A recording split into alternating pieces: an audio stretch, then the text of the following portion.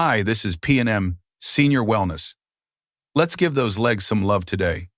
You've been staying active and doing what you were told, yet your legs still don't feel as dependable as they should.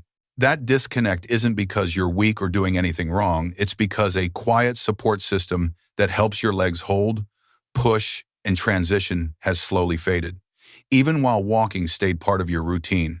Many papas and mamas tell me the same thing. Walking itself feels fine, but it's the standing up, the first few steps, the slowing down, or the moments when you need your legs to support you that feel heavier or less certain than they used to. That can be confusing and honestly a little discouraging, especially when you've been trying to take good care of yourself. Today's routine isn't about exercising harder or walking more. It's a gentle reset for the leg support patterns that walking depends on but doesn't fully restore. And later, I'll show you one small safety detail, a subtle adjustment many people miss that can completely change how secure your legs feel during everyday movement. Before we start, do me one small favor, tap like and comment the letter C to commit to staying strong this week. And most importantly, don't skip any part of this video. You might miss the one step that changes everything. Exercise 1. Wall sit mini hold, knee friendly. Before we move into this first exercise, I want to slow things down for a moment and explain why something so small and quiet can make such a meaningful difference for your legs and for your confidence in everyday life. Many people have been taught, for decades, that leg strength only comes from movement, from walking farther, from squatting lower, from pushing harder.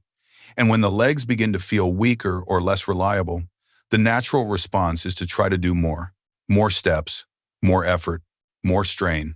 But one of the most important strength systems for steady walking isn't built through motion at all.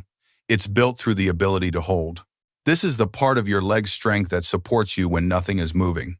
When you pause at a curb and wait for traffic, when you stand at the kitchen counter chopping vegetables, when you're brushing your teeth, when you stop for a moment before taking that first step. These quiet moments make up a large part of daily life, yet they're often the moments when people begin to feel shaky, tired, or unsure. Over time, even if you walk every day, this holding system can fade. Not because you're lazy, not because you did anything wrong, and not simply because of age. It fades because walking uses strength, but it doesn't always restore the ability to hold your body steady under load. This gentle wall hold helps wake that system back up, safely and calmly, without stressing your joints. Now let's set this up together. Find a clear wall and stand with your back resting against it. Take a moment here. Feel the support behind you. There's no rush. Your feet should be about hip-width apart and placed slightly forward, so you're not standing directly underneath your hips. This small adjustment matters. It allows your legs to share the work instead of pushing pressure into your knees. From here, slowly bend your knees just a little, only about 20 to 30 degrees. This is not a deep squat. You are not sliding down the wall. You're simply lowering enough to let your legs take some of your body weight. Keep your back comfortably against the wall. Let your chest stay relaxed. Your shoulders are soft, your head is easy. Your weight is evenly distributed through both feet, not leaning to one side, not pressing into the toes. If it feels natural, place your hands gently on your thighs. This isn't to push, it's simply to stay connected to your body. Once you're in position, we hold. Nothing moves. You breathe normally, in through the nose if that feels comfortable, out through the mouth, no holding your breath, no bracing, no forcing. Just holding. Start with 10 seconds. Count slowly in your head if that helps. 10 calm seconds. If that feels comfortable and pain-free, you can gradually work up to 15 and eventually 20 seconds over time. There is no reward for pushing longer today. The benefit comes from consistency, not endurance. As you hold, bring your attention to your thighs. You should feel warmth, a gentle firmness, a sense that the muscles are awake and working. What you should not feel is sharp pressure or pain in the knees. If you do, simply come up a little. Reduce the bend. Even a very small bend is effective. Less bend is still real strength. This exercise works because your leg muscles are learning to stay active without movement, which is exactly what your body needs during everyday standing and transitions. This is how your legs learn to support you again, instead of relying on momentum or rushing through movements. As you hold, think about real life. Think about standing in line at the grocery store. Think about waiting for the microwave. Think about standing up from a chair and pausing before walking. This is the strength that keeps those moments calm instead of shaky. This is what allows your body to feel settled instead of rushed. You're teaching your legs to support you again, quietly, steadily, and reliably. When you're ready, gently straighten your legs. No sudden movements. Step away from the wall. Take a breath. Notice how your legs feel.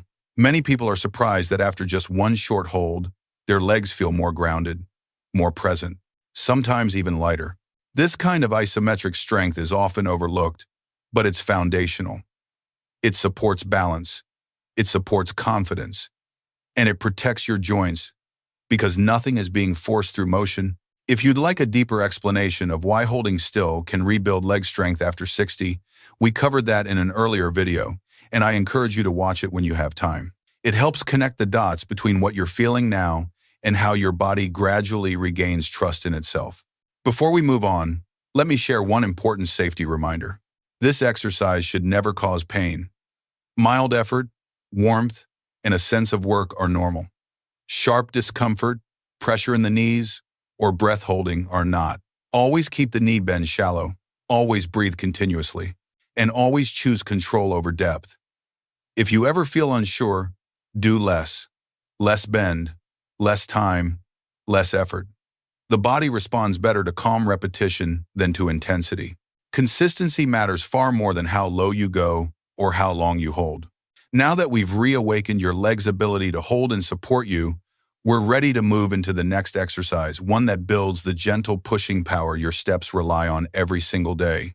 Exercise 2.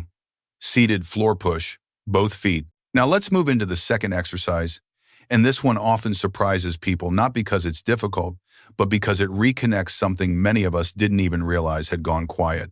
When we think about walking, we usually picture legs swinging forward, one foot stepping in front of the other. That's the image most of us carry. But what actually moves your body forward isn't the swing, it's the push into the ground. Every steady step begins with your feet pressing down and slightly back, creating a gentle drive that carries your weight forward. Over time, even if you walk regularly, that pushing system can soften, not from aging, not from laziness, and not because you're inactive. It happens because modern walking rarely asks us to press with intention. We shuffle through short distances, walk on flat surfaces, hold on to rails, or rely on momentum instead of connection. Gradually, the legs stop driving and start just moving. This exercise helps remind your body how to reconnect with the ground again calmly, safely, and without standing. Let's set it up. Take a seat on a sturdy chair. Sit tall, but relaxed. There's no need to sit rigidly upright, just feel balanced over your hips. Place both feet flat on the floor, about hip width apart. Make sure your heels are down and your feet aren't tucked underneath the chair. Your shoes can stay on or off, whichever feels more secure for you. The key is that your feet feel planted. Now pause for a moment. Notice the contact between your feet and the floor. This is important. The floor isn't something to ignore, it's something your body works with. From here, imagine the floor beneath you is heavy and solid, and you're about to push it gently away, without lifting your feet, without rocking forward. Press both feet down into the floor at the same time. Not fast, not jerky, just a steady, even push. It's as if you're sending force down through your legs into the ground. Hold that pressure for 3 to 5 seconds, then slowly release and fully relax for about 3 seconds. Let's do that again together. Press, hold, and release. As you repeat this, pay attention to where the effort is coming from. This is not a toe exercise. Your toes stay relaxed. Your heels stay down. This is not a knee exercise. Your knees don't straighten. And you're not trying to stand up. Nothing visible is happening. But internally, your legs are working in a very specific and useful way. This is a quiet drive, the same kind your body uses every time you take your first step, climb a slight incline, or steady yourself before moving forward. It's the strength that helps you initiate movement, not just continue it. With each repetition, you're teaching your legs to reconnect with the ground instead of floating above it. Continue for 8 to 12 repetitions. There's no rush. Press, hold, release. Let the pauses be real. Many people notice that after a few repetitions, their legs feel more present, more awake. sometimes even heavier in a good way, like they're anchored instead of drifting. This kind of grounded strength plays a huge role in independence. It's what helps you step off a curb without hesitation. It's what supports you when you start walking after sitting for a while. It's what allows your body to feel confident instead of tentative when transitioning from stillness to motion. If you're curious to explore this idea more deeply, we have a previous video called "The Hidden Leg Push That Walking Depends On." In that video, we explain why this simple pushing action is often the missing link when walking feels weak or unsteady, even for people who stay active. Before we move on, let's cover one important safety reminder. Keep your feet flat and still at all times. There should be no sliding, no lifting, and no gripping with the toes. The effort should feel firm but controlled, like turning up a dimmer switch, not flipping on a spotlight. You should be able to breathe comfortably throughout the hold. If you feel discomfort in your knees, hips, or lower back, reduce the pressure. This exercise is about connection, not force. More effort does not mean more benefit. Remember, your body responds best when it feels safe. Quiet strength builds trust. Trust builds confidence, and confidence supports quality of life. Now that we've reawakened your ability to push into the ground while seated, we're ready to bring that strength upward into a standing movement that helps your steps feel longer, steadier, and more confident in everyday life. Exercise 3. Standing hip hinge to wall butt tap. This final exercise brings everything together. Up to now, we've gently reawakened your leg's ability to hold and to push. Now we connect that strength into a standing movement that directly supports confident, natural walking. This is where many people experience an important shift. When steps begin to feel short, heavy, or uncertain, it's easy to assume the knees are the problem. But in daily movement, strong, steady steps don't come from the knees. They come from the hips, especially the muscles at the back of your body that help move you forward with control. When those hip muscles grow quiet, walking can start to feel effortful. Steps shorten, balance feels less reliable, and even though you may still walk regularly, the movement can feel like it's pulling you forward instead of being supported from behind. This exercise gently reminds that hip system how to work again, without strain and without rushing. Let's take our time setting this up. Stand facing away from a wall or a sturdy chair, about 8 to 12 inches away. The distance doesn't need to be exact, just close enough that you can reach it comfortably by moving your hips back. Place your feet about hip width apart, toes pointing forward or slightly outward. Keep your knees soft, not locked, not deeply bent, just relaxed. Take a breath here. Feel both feet on the floor.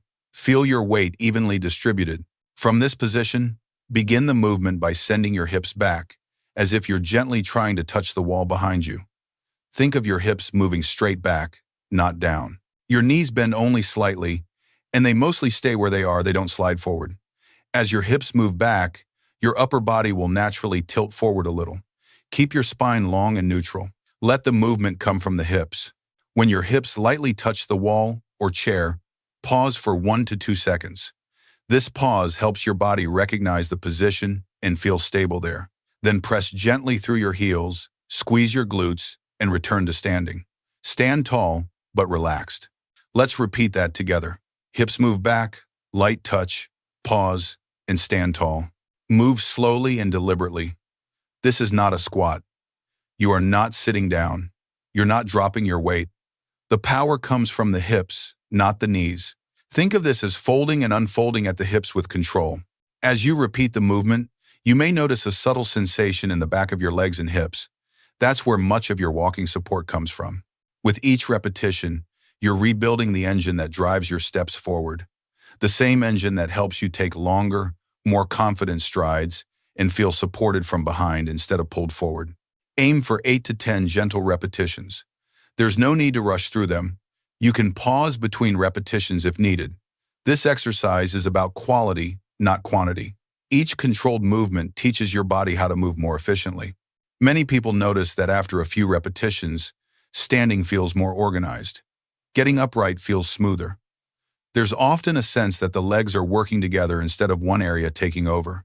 This is the kind of strength that supports independence in daily life, standing up from a chair, stepping through a doorway, turning around, or walking with purpose instead of hesitation. This movement also helps your body trust itself again. When the hips are doing their job, the knees don't have to compensate, and the lower back doesn't feel like it's carrying everything alone. Walking becomes calmer, more efficient, and less tiring. Now, a very important safety reminder. Keep the movement small and controlled. Bigger is not better. Your knees should never slide forward or feel strained. If you notice knee pressure, reduce the depth and focus on sending the hips back just a little. If balance feels uncertain, place one hand lightly on a wall or countertop for support. That's a smart choice. There should be no pain, only a sense of engagement and stability. Always breathe naturally. Never hold your breath. And if something doesn't feel right, stop and reset. Your body learns best when it feels safe. Now take a moment to stand tall and notice how your legs feel. Holding strength, pushing strength, hip power working together. In the next moments, we'll slow things down and bring this routine to a close, helping you carry this steadiness into the rest of your day. Thank you for staying with me today. Before you go, tell me in the comments what felt different in your legs when you slowed down and focused on holding, pushing, and moving with control. One of the most important takeaways from this routine is the safety detail we talked about. Strength for walking isn't built by forcing bigger movements, but by keeping the joints quiet and letting the legs support you calmly. When you respect that, your body responds with steadiness instead of strain. Carry that same care into your day, especially when standing up or starting to walk. Small, consistent moments like this protect your independence. And remember, taking care of your body doesn't need to be loud, it just needs to be kind and consistent.